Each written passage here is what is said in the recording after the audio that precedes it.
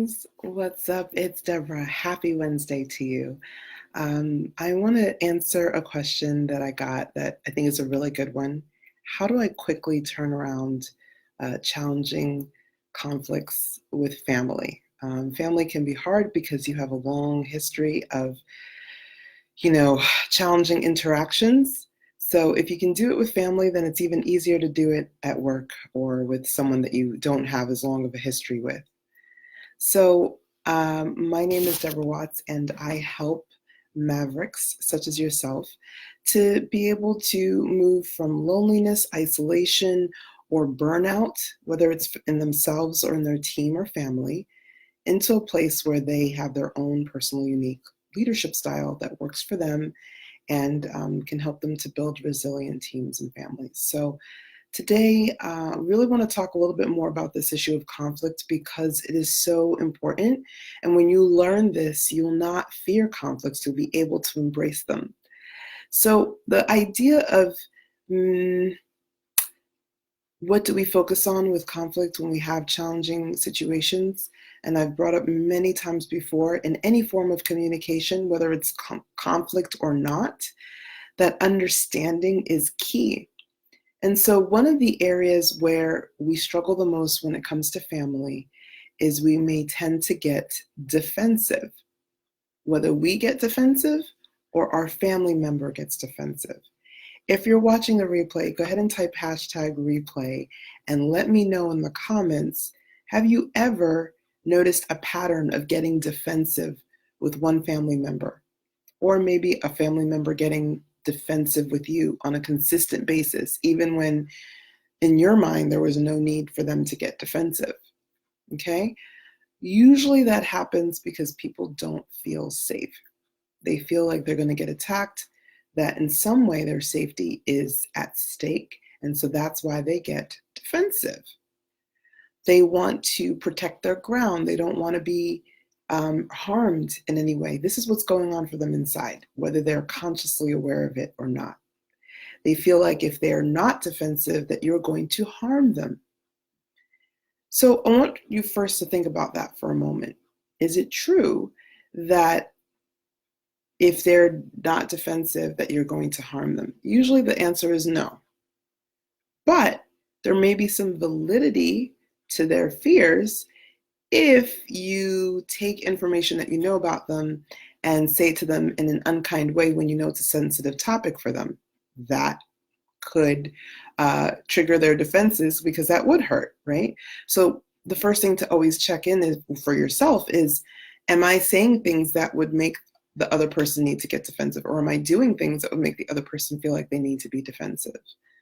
That's the first thing to notice and to obviously refrain from doing. And I know that may sound maybe easier said than done, but there are lots of great tools to help you to do that very quickly.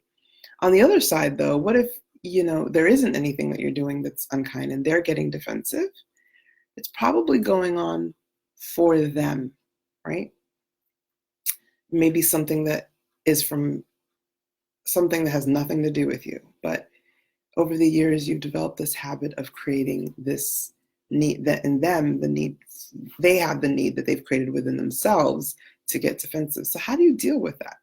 Well, the first thing is to notice when they're getting defensive. That's step number one. When you notice that, or when you notice yourself starting to lose your cool, either way, that's the best time to stop. And not try to go any further, because obviously you're just going to keep hitting against a brick wall if you try to go further with them. And unpleasant or as uncomfortable as it may be, take the consequence of not getting it resolved in that moment as better than the consequence of trying to force your agenda, for lack of a better word. Okay, so notice and then pause. When you notice that, then pause. That's the step number two. And then step number three is to take a moment to try to figure out what's going on for them. Again, going back to understanding what's going on for them. What are they imagining? Even if hey Sarah, what's up? Happy Wednesday to you. Even if they are making it up all in their head, you have some idea after having observed them for however many years, what is actually the thought process that they're going through. You have some ideas. And if you don't know how to access those ideas, there's some simple tools for that too. Everything with me is in layers. I'm giving you the top layer just so you get the idea, the overview, because I believe for learning, that's the most important thing. Like, I could give you all of this data and all these tools and strategies, but without a context in which you know why you're getting them or how they are going to help you, it's kind of pointless, right? So in these responses that I'm giving to the questions that I'm receiving, I'm trying to lay out the overview, okay? Because obviously we don't have time to go into every single one of these layers. These layers take, weeks and months to develop and understand and create tools that work for you personally to be able to use. So coming back to understanding, right? You know at some level what's going on for them. You may not know all the details because you can't read their mind, but you know enough to be able to understand what they're looking for. And let me tell you, it doesn't matter who they are, where they live, they're looking for acknowledgement that you understand their experience, that you're not just hyper-focused on your own experience. So keeping this in mind, let's take this information and apply it to a conflict that you might have with a family member where, emotions are high and you're upset, they're upset. Here's the deal. You don't have to turn it into you being a doormat. All you need to do is acknowledge their experience. So after you've noticed that things aren't going so great, you've paused, you've stopped trying to have that communication in that time because you recognize that it's not going to go anywhere in that moment because both of you are starting to get, emotionally energized in a way that's not constructive. Then you're remembering, okay, what is actually going on for them? You're looking at it from their perspective, as not to say looking at yourself from their perspective, but what is actually going on inside of them. Not to make it your responsibility, simply so that you can communicate to them that you understand where they are coming from. That is the point, nothing else. It's not so you can do their bidding. It's not so you can be mad at yourself like they are. It's just simply so that they know that you understand where they are coming from, where they are. That's it. Once you acknowledge that, you are in a place where you are able to create a safety for them where they will not get defensive. They will not be as prone to getting defensive. Let me put it that way.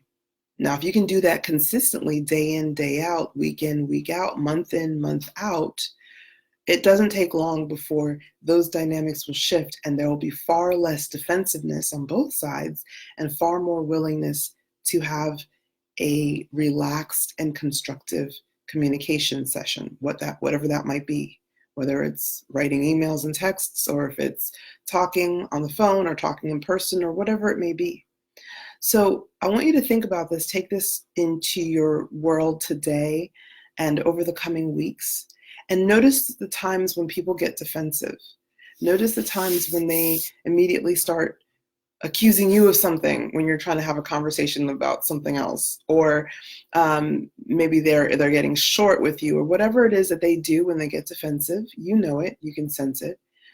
Notice what it is about their experience that you have not yet acknowledged, and just acknowledge it. You don't have to change your mind. You don't have to agree with them. You don't have to do any of that. Just acknowledge their experience and let me know, share with us how those interactions start to shift, okay? Because it's always exciting for me to hear. I always like to hear your feedback, okay?